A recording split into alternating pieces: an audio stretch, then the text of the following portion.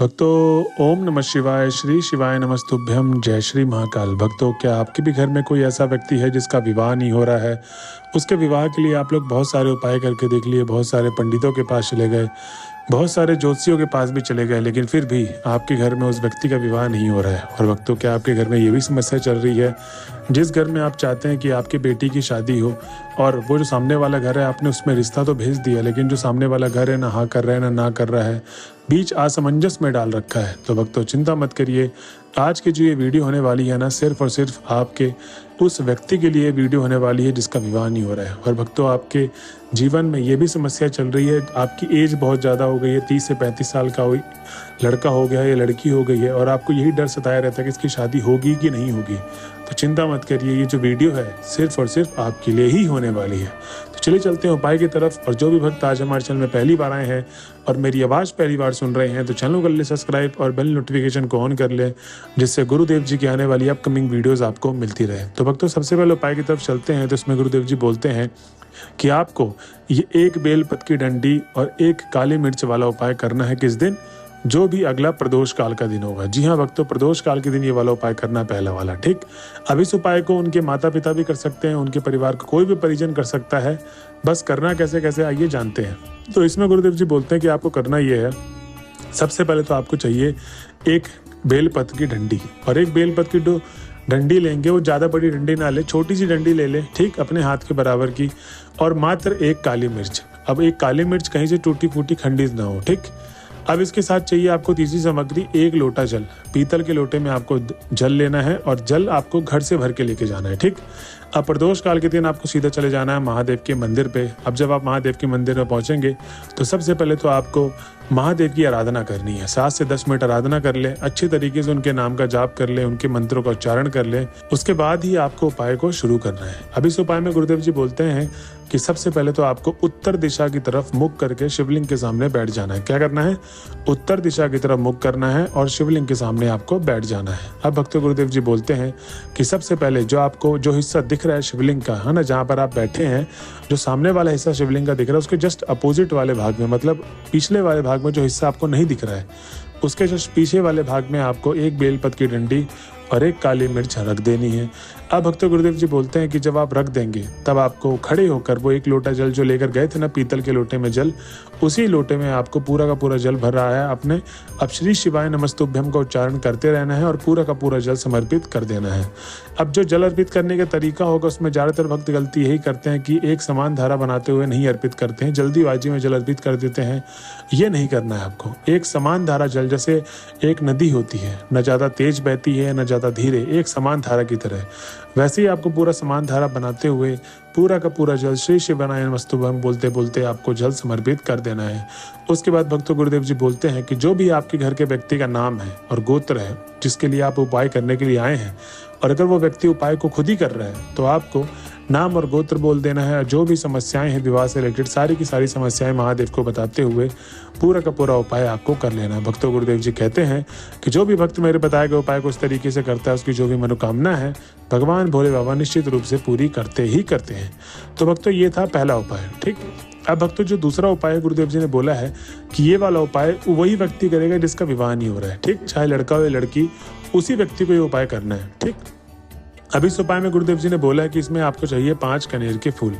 अब 5 कनेर के जो फूल लेंगे आपको, वो पीले कलर के फूल लेने हैं। ठीक, और साथ में वही एक तांबे के लोटे में, पहले वाले उपाय में पीतल और दूसरे वाले उपाय में आपको तांबे के लोटे में जल भरना है और जल घर से भर के लेके जाना है। मंदिर परिसर से आपको जल दोनों के दोनों उपाय में नहीं भरने हैं। ठीक, अब आपको ये उपाय करना किस दिन है? तो जो भी अगला सोमवार के दिन होगा। जैसे कि आपको पता है कि सावन का पावन अवसर चल रहा है, तो इसी सावन के पावन अवसर में आपको ये उपाय कर डालना है। इसमें गुरुदेव जी बोलते हैं कि आपको करना ये है कि सोमवार के दिन जब आप महादेव के मंदिर में पहुंच जाएंगे, तो सबसे पहले तो आपको श्री शिवाय नमस्तुभ्यम का जाप करना है। 7 से 10 मिनट महादेव के नाम का उच्चारण कर लें, ध्यान कर लें उनके नाम का, उसके बाद ही उपाय को करें। अब इस उपाय में गुरुदेव जी बताते हैं कि आपको सबसे पहले तो करना ये है कि 5 कनेर के फूल जो है ना, वो अर्पित करने हैं। ठीक, तो वो जो 5 कनेर के फूल होंगे वो आपको अलग अलग जगह अर्पित करना है। कहाँ पर? शिवलिंग पे। तो जो सबसे पहला वाला कनेर का फूल होगा वो आपको शिवलिंग के सबसे ऊपर वाले कहाँ पर भाग में अर्पित करना है। उसके बाद जो दूसरा कनेर का फूल होगा वो माता अशोक सुंदरी के स्थान पे अर्पित करना है। अब जैसे जैसे मैं आपको बता रहा हूँ ना क्रमांक वाइज, वैसे वैसे ही आपको अर्पित करना है, ये नहीं कि आप अपने हिसाब से ऊपर नीचे कहीं पर भी डाल दें फूल को, ठीक। तो दूसरा कनेर का फूल जो माता अशोक सुंदरी वो महादेव की सबसे छोटी पुत्री हैं, वहां पर आपको उनके स्थान पे दूसरा कनेर का फूल अर्पित कर देना है। अब तीसरा कनेर का फूल आपको हस्त कमल पे अर्पित करना है। चौथा कनेर का फूल आपको भगवान गणेश के स्थान पे अर्पित करना है।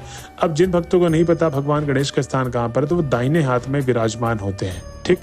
तो वहां पर आपको समर्पित कर देना क्या, चौथा कनेर का फूल। अब पांचवा और अंतिम कनेर का फूल जो आप अर्पित करेंगे वो आपको जो जलाधारी वाला भाग होता है ना, जहाँ से जल नीचे की तरफ गिर रहा होता है, वो पांचवा कनेर का फूल आपको अब वहां पर अर्पित कर देना। भक्तों गुरुदेव जी कहते हैं कि जो भी भक्त मेरे बताए गए उपाय को उस तरीके से करता है, उसकी जो भी मनोकामना है भगवान भोले बाबा निश्चित रूप से पूरी करते ही करते हैं।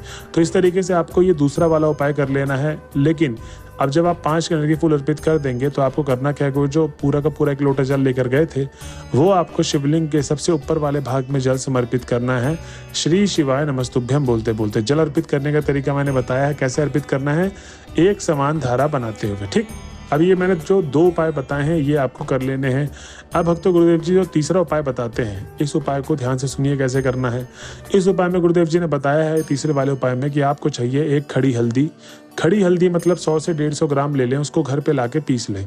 पीसने के बाद जो उसके हल्दी का पाउडर बनेगा उसको एक कटोरी में भर लें और साथ में चाहिए आपको 1 लोटा जल। तो वही तांबे के लोटे में जल ले लें और जल घर से भरा ही होना चाहिए, ठीक। अब ये उपाय आपको करना है किस दिन, रविवार वाले दिन। तो ये रविवार वाले दिन उपाय करेंगे। इस उपाय में गुरुदेव जी बोलते हैं कि सबसे पहले तो आपको महादेव के मंदिर में जाके वही 7 से 10 मिनट आराधना करनी। महादेव की आराधना करने के बाद आपको माता अशोक सुंदरी के स्थान पे 7 बिंदी बनानी है। किसकी? 7 बिंदी हल्दी की बनानी। हल्दी को गीला कर ले, जो आप हल्दी लेकर गए थे ना, खड़ी हल्दी को पीस कर फिर उसको पाउडर फॉर्म में बनाया है, तो उसी हल्दी को गीला करके 7 बिंदी बना दे माता अशोक सुंदरी के स्थान पे। क्योंकि भोले बाबा की जो सबसे छोटी पुत्री है उनको अगर आप प्रसन्न करेंगे तो वो आपकी जो भी मनोकामना भगवान भोले बाबा तक जरूर पहुंचाएंगी। उसके बाद भक्तों गुरुदेव जी बोलते हैं कि आपको सीधा चले जाना है पीपल पेड़ के वृक्ष के नीचे।